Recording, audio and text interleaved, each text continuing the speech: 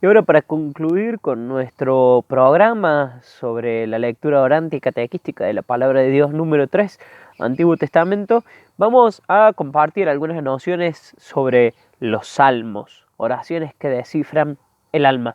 Y este material que yo les he compartido a ustedes es de una gran amiga, una queridísima amiga, doctora en Biblia. Justamente este material pertenece a la doctora Verónica Talamé. Es salteña. Actualmente está dirigiendo diferentes comisiones bíblicas a nivel nacional, colabora con la Conferencia Episcopal Argentina y también es consultada como una gran biblista a nivel internacional. Por eso, simplemente compartirles su material y decirles algunas cuestiones u orientarlos para la lectura del material, pero claro que si la tuviéramos a ella sería mucho más rico. Dijimos que la Biblia es un género literario muy particular y que de hecho no podemos leer a la Biblia como leemos justamente cualquier libro. Desde siempre insistimos que para la lectura de la Biblia siempre tenemos que preguntarnos qué es lo que Dios quiere decirme a mí para mi salvación. En este momento concreto, con esta cita bíblica concreta, cómo yo puedo, desde la lectura, reconocer qué es lo que Dios quiere decirme a mí para mi salvación. Por eso la lectura de la Biblia, ni más ni menos, que se hará de una manera respetuosa, considerando y siempre teniendo en cuenta que se lee desde la fe. Por eso también los salmos son parte de la palabra de Dios y en ese sentido justamente lo vamos a ir compartiendo, hablando, reflexionando como tal. Los salmos no pretenden ser una catequesis, no nos enseñan absolutamente nada con respecto a la permanencia en la fe. No pretenden enseñar ningún tipo de doctrina. No pretenden que nosotros crezcamos en cuanto a conocimientos, ¿sí? Tampoco podemos decir que es una narración o es un canto de amor. Para eso sí, vamos a reconocer en otros libros de la Biblia justamente este tipo de escritos, este tipo de literatura. Pero sí podemos decir que los salmos son formularios de oración, son oraciones, ni más ni menos. Y por eso justamente los salmos van a ser asumidos por aquel que los reza hasta volverse su propia oración. Fíjense qué lindo y qué interesante esto. La iglesia tiene un salterio con 150 salmos que aquellos que siguen la liturgia de las horas, por ejemplo, lo rezan constantemente durante todo el día y la iglesia de ese modo pretende ordenar las oraciones. Todo aquello que vive el hombre está expresado en el salterio, en este conjunto de 150 salmos, en la Biblia. Y miren qué lindo esto, porque los salmos son palabra de Dios en palabra de hombres. Y es el mismo Dios el que nos enseña cómo nos tenemos que comunicar con Él. Y ustedes me van a decir, Matías, ¿qué estás queriendo decir? Y lo vamos a poner con un ejemplo concreto. A nosotros alguien, en algún momento después de nuestro nacimiento, nos enseñó a hablar. Aproximadamente a los 8, a los 9 meses, al año y medio, cada uno sabe cuándo, comenzamos a hablar. Y seguramente empezamos a repetir ni más ni menos que aquellas palabras que escuchábamos frecuentemente. En la gran mayoría, la primera palabra fue papa o papa. Y aprendimos a hablar con las palabras de nuestros padres o de quienes hicieron justamente las veces de padres. aquellos que teníamos al lado. Y después las volvimos nuestras propias palabras. Y después, tal es el caso de este momento, podemos justamente hablar y comunicarnos con nuestros padres o comunicar nuestras propias palabras, nuestras propias ideas. Justamente con Dios pasa exactamente lo mismo. Dios nos enseña a hablarle y aprendemos a decirle a Dios nuestras cosas, pero con sus palabras. Fíjense que la Biblia en el libro de los Salmos tiene esta doble particularidad. Es palabra de Dios y palabra de los hombres. Por eso, Martín Lutero nos va a decir, vamos a hacer un paréntesis, todo el mundo sabe quién fue Martín Lutero, y aquel que no lo sepa, no vamos a decir grandes detalles, pero sí vamos a compartirle que en 1517 Martín Lutero ha sido reconocido justamente por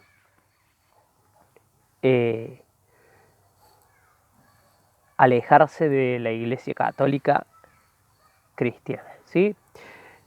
Él continúa siendo cristiano, de hecho él era religioso, cristiano católico, pero a partir del 1517, a partir de su postulado, de sus tantísimas tesis, da origen al protestantismo. Pero sin embargo, en este aspecto, como en algunos otros también, nos va a ayudar y nos va a iluminar en lo que nos quiere compartir. Por eso vamos a leer lo que él quiere decirnos en el prólogo al salterio que él hace. Fíjense qué interesante lo que él propone. Todo cristiano que quiera orar y recogerse debería servirse del salterio. Sería bueno que adquiriera una tal familiaridad que logre conocerla de memoria, palabra por palabra, a fin de que para cada circunstancia pueda citar un pasaje apropiado. Verdaderamente todo aquello que un alma piadosa desea expresar en la oración lo encuentra formulado en los salmos y de manera casi perfecta y tan conmovedora que nadie podría expresarlo mejor. El salterio nos amaestra y nos fortifica mientras oramos. Miren qué lindo lo que nos plantea justamente Lutero en este prólogo al salterio. Todo aquello que le sucede al ser humano, todo aquello que vive la persona, todo aquello que cualquier alma piadosa puede experimentar, ya se encuentra planteado en los salmos.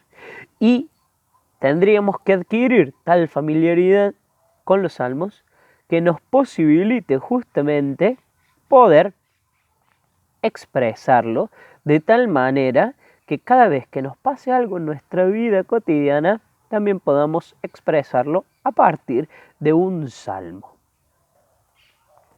Por eso será importante que cada cristiano pueda conocer justamente el elenco de los 150 salmos y puede reconocer justamente a partir de sus necesidades, a partir de sus experiencias, a partir de todo aquello que le va sucediendo, una oración concreta para elevarle a Dios. Vamos a encontrar, y en esto los voy a ir invitando a que cada uno ya a partir de este momento puede recordar si hay algún salmo que le gusta, si hay algún salmo que le sirve para rezar.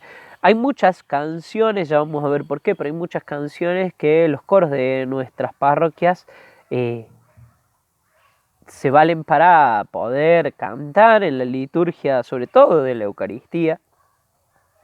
Y miren qué interesante cómo podemos ir reconociendo algunos elementos puntuales en los salmos. Podemos decir que cada salmo tiene protagonistas. Y cada vez que nosotros recemos con algún salmo en particular, vamos a poder reconocer a cada uno de ellos.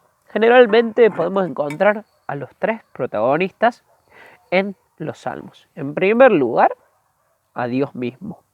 Este Dios que a veces estará presente, Entonces lo alabaremos y le daremos gracias justamente por su presencia.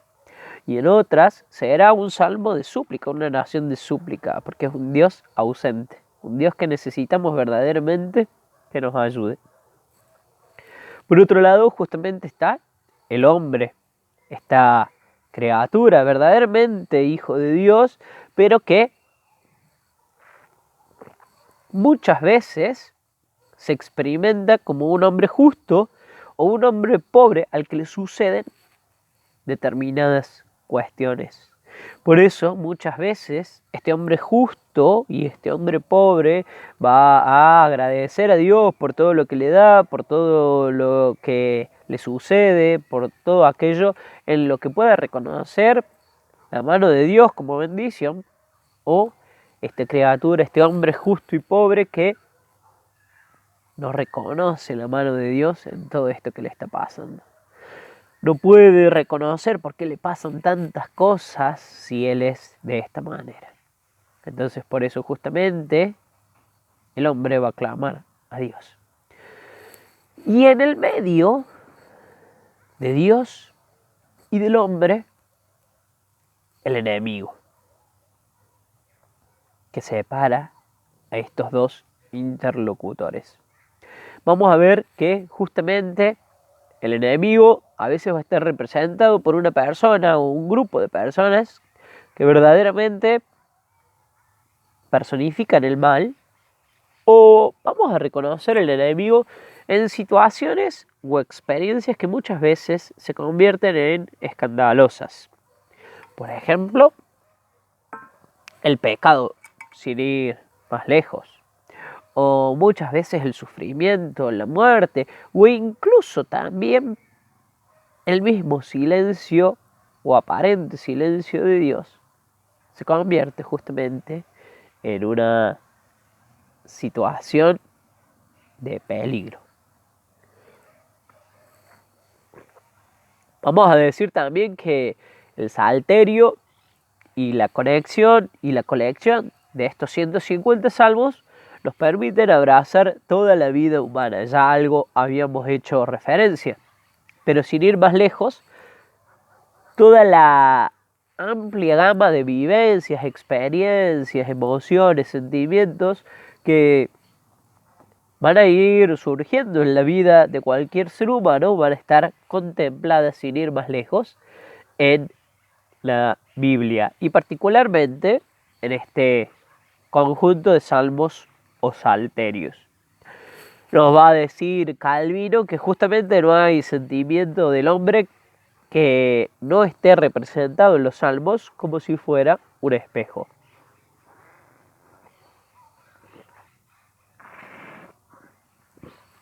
Dios le ha puesto palabras a todos los dolores, a todas las tristezas, también a todas las alegrías. Por eso, una vez más, y también Calvino, que encara su reforma protestante a partir de lo de Lutero, vamos a poder decir justamente que tenemos que conocer el gran elenco de salmos para poder poner en palabras todo aquello que nuestra alma va experimentando, que vamos viviendo, que vamos sintiendo, y necesitamos poder decirle y contarle a Dios todo lo que nos va pasando.